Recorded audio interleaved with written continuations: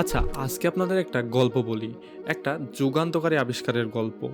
Camera দিয়ে ছবি তো সবাই তোলেন। কিন্তু জানেন কি এই ক্যামেরা আবিষ্কারের ইতিহাস কত পুরনো? জানেন না, তাই তো? আচ্ছা, আমি বলে দিচ্ছি। ১১শ শতাব্দীতে প্রথম মুসলিম বিজ্ঞানী ইবনে আল হাইথাম ক্যামেরা অবস্কুরা নামে একটি যন্ত্র আবিষ্কার করেন। তিনি দেখিয়েছিলেন যে কিভাবে আলো ছোট্ট একটি ছিদ্র দিয়ে প্রবেশ করে উল্টো দিকে প্রতিচ্ছবি তৈরি করতে পারে। কিন্তু সমস্যা হলো, যখন ক্যামেরা আবিষ্কার হয়নি তখন স্টোরেজ ডিভাইস বা মেমোরি কার্ড যে আবিষ্কার হয়নি, এইটাই স্বাভাবিক। এরপর সাল 1826-এ ফরাসি বিজ্ঞানী জোসেফ নিসেফর নিয়েভস প্রথম স্থায়ী ছবি তুলতে সক্ষম হন। তবে সেই ছবি তুলতে সময় লেগেছিল প্রায় 8 ঘন্টা। হ্যাঁ, ঠিকই শুনেছেন, 8 ঘন্টা। অবাক লাগছে তাই তো? যেখানে আমরা এখন কয়েক সেকেন্ডে অনেকগুলো ছবি তুলে ফেলতে পারি, সেখানে একটি ছবি তুলতেই সময় লেগেছিল প্রায় 8 ঘন্টা। তারপর 1839 সালে লুই দাগুয়েরো নামক বিজ্ঞানী দাগুয়েরো টাইপ নামে একটি ব্যবহারযোগ্য ফটোগ্রাফি পদ্ধতি উদ্ভাবন করেন।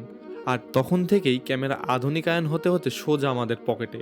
আর যদি এই ক্যামেরা না থাকতো তাহলে আমাদের এই সেলফি কালচারও থাকতো না, আর আমি এই ভিডিওটাও বানাতে পারতাম না। যাই হোক, ক্যামেরা সম্পর্কে তো জানলেন। এখন যদি ক্যামেরার গঠন সম্পর্কে জানতে চান তাহলে চ্যানেলটাকে সাবস্ক্রাইব করে কমেন্ট বক্সে জানিয়ে দিতে পারেন।